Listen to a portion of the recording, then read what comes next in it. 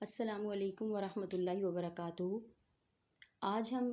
اس موضوع پر بات کریں گے کہ کتا پالنا اور تصویریں وغیرہ رکھنا اسلام کی روح سے کیا ثابت ہوتا ہے۔ کتے پالنے اور تصویروں کے رکھنے کا بیان۔ حضور صلی اللہ علیہ وآلہ وسلم نے ارشاد فرمایا ہے کہ نہیں داخل ہوتے فرشتے رحمت کے جس گھر میں کتا یا تصویر ہو، اور فرمایا ہے نبی صلی اللہ علیہ وآلہ وسلم نے کہ سب سے زیادہ عذاب اللہ تعالیٰ کے نزدیک تصویر بنانے والے کو ہوگا۔ اور حضرت محمد صلی اللہ علیہ وآلہ وسلم نے فرمایا ہے کہ جو کوئی بجز ان 3 غرضوں کے کسی اور طرح کتا پالے، یعنی مویشی کی حفاظت، کھیت کی حفاظت اور شکار کے سوائے اور کسی فائدے کے لیے کتا پالے، اس کے ثواب میں سے ہر روز ایک قرات گھٹتا رہے گا۔ اور دوسری حدیث میں ہے کہ اللہ تعالیٰ کے یہاں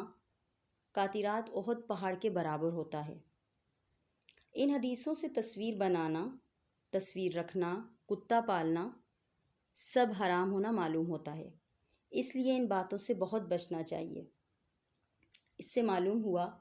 کہ بعض لڑکیاں یا عورتیں جو تصویردار گڑیا بناتی ہیں یا ایسی گڑیا بازار سے منگواتی ہیں اور کھلونے مٹی کے بچوں کے لیے منگوا دیتی ہیں، یہ سب منع ہے۔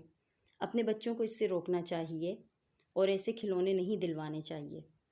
اچھا، بعض علماء کا اس میں یہ بیان ہے کہ آپ جو ہے اگر گڑیا وغیرہ سے، کیونکہ بعض لوگوں کا یہ اس میں کافی ہوتا ہے کہ حضرت عائشہ جو ہیں وہ گڑیا سے کھیل رہی تھیں، تو اس سلسلے میں بعض علماء نے کہا ہے کہ اتنی چھوٹا بچہ اگر گڑیا سے کھیل بھی رہا ہے تو اس کا چہرہ جو ہے، پہلے دور میں کوئی گڑیا کا اتنا کانسیپٹ نہیں ہوتا تھا، اب تو جو ہے بہت زیادہ بالکل سب کو ہی آج کل کے دور میں معلوم ہے کہ اس کا چہرہ، بال، جسم، ہاتھ پاؤں سب کچھ جو ہے گڑیا میں اتنی ورائٹیز آ چکی ہیں کہ وہ جو ہے ایک بت نما یا انسان سے بہت جو ہے وہ شبیہ ہوتی ہے اس کی۔ تو اگر اس کا چہرہ مسخ کر دیا جائے تو پھر بھی جو ہے بچے اس سے کھیل سکتے ہیں۔ بعض علماء جو ہے وہ اس بات پر یہ کہتے ہیں کہ اگر بہت چھوٹی بچی ہے اور وہ کھیل رہا ہے تو اس کو اس روح سے دے سکتے ہیں، ویسے نہ دینا زیادہ بہتر ہے۔ اپنے بچوں کو اس سے روکنا چاہیے اور ایسے کھلونے نہیں دینے چاہیے اور ایسی گڑیا جلا دینی چاہیے۔ اسی طرح بعض لڑکے جو ہوتے ہیں وہ کتوں کے بچے پالا کرتے ہیں، ماں باپ کو چاہیے کہ ان کو روکیں، نہ مانیں تو سختی کریں۔ جب ہمارے اسلام میں، جب ہمارے نبی نے یہ ارشاد فرما دیا کہ اگر یہ 2 چیزیں ہمارے تصویر یا کتا یہ سب چیزیں ہمارے گھر میں ہوگی تو رحمت کے فرشتے ہی نہیں آئیں گے، تو میرا نہیں خیال کہ یہ کوئی اتنا بڑا ایشو ہے۔ ہم اپنے بچوں کو، اگر مثال سب سے پہلے ہمارے بچے آ جاتے ہیں، اگر بچوں کی بات کی جائے تو اگر اتنے سارے اور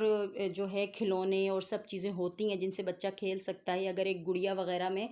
اگر انہیں نہ دی جائے تو کوئی اتنا مضائقہ نہیں ہے، بچے کو ہم سمجھا بھی سکتے ہیں، اس سے ہٹا بھی سکتے ہیں۔ وہ سب سے پہلے پیرنٹس کو اس بات پہ غور کرنا چاہیے کہ ہمیں بچے کو وہ چیز ہی نہ دی جائے۔ اب مثال کے طور پر بچہ جو ہے وہ جلتے ہوئے کوئلے کی طرف تو جاتا ہے، لیکن ہم لوگ چاہے وہ روئے چلائے، ہم اس سے وہ کوئلہ تو لے لیتے ہیں فوراً کہ اس سے اس کا ہاتھ جل جائے گا۔ اسی طریقے سے اگر ہم اس چیز کو اتنا ہی نازک پہلو سے دیکھیں کہ جب ہم کوئی خطرناک چیز یا جو ہمارے بچے کو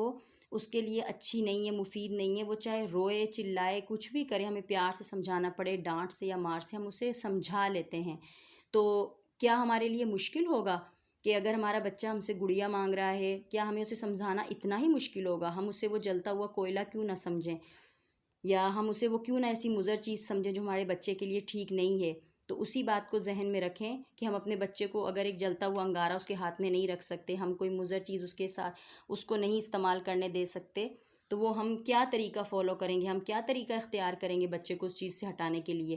تو اسی طریقے سے اگر بعض بچیوں کو بہت زیادہ گڑیا وغیرہ یا اس طرح کی چیزیں پسند ہیں، لیکن ہمارے نبی نے جو ہے وہ ہمیں بتا دیا ہے کہ نہیں رکھنی، تو ہم کوئی مشکل نہیں ہے، ہم اس چیز کو ہٹا سکتے ہیں، بچے کو نہیں دے سکتے۔ اور یہی حکم کتے کے بارے میں ہے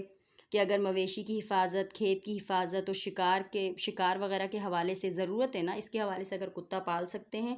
اس کے علاوہ اگر جو ہے شوق کے لیے یا اور کسی چیز کے لیے پالیں گے، یا چھوٹے بچوں کو شوق ہوتا ہے، بعض لڑکوں کو کہ جی چھوٹے اس کے بچے ہیں اسے پالا جائے، تو وہ جو ہے وہ کوئی اس کو پالنا جائز نہیں ہے۔ اس میں یہی ہے کہ پہلے ماں باپ کو چاہیے کہ بچے کو روکیں، اگر وہ نہ مانے تو پھر اس پر سختی کریں۔ تو افضل تو یہ ہے کہ ہم لوگوں نے جو دنیاوی چیزیں ہیں انہیں جو ہے بہت زیادہ آسان بنا لیا ہے، یا پھر اگر ہمیں اپنے بچوں کو اس چیز سے ہٹانا ہو جو ان کے لیے ٹھیک نہیں ہے تو ہم زمین آسمان ایک کر دیتے ہیں۔ لیکن جو ہے جو ہمارے نبی کا حکم ہے، جو اللہ کا حکم ہے، یا جس میں ہمارے جو ہے ایک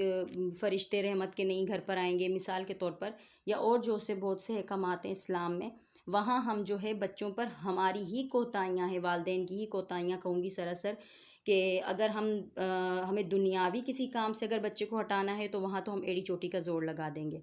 اور شاید جو ہے اگر دین کے حوالے سے ہمارا بچہ اگر نہیں کسی چیز کو فالو کر رہا تو اس میں سراسر والدین کی ہی میں غلطی کہوں گی، کیونکہ شاید ہم نے ایسی کوشش نہیں کی، شاید ہم نے اس طرح اس کو گائیڈ نہیں کیا یا سختی نہیں کی۔ اب دیکھیں نماز کا بھی تو یہی حکم ہے نا اسلام میں،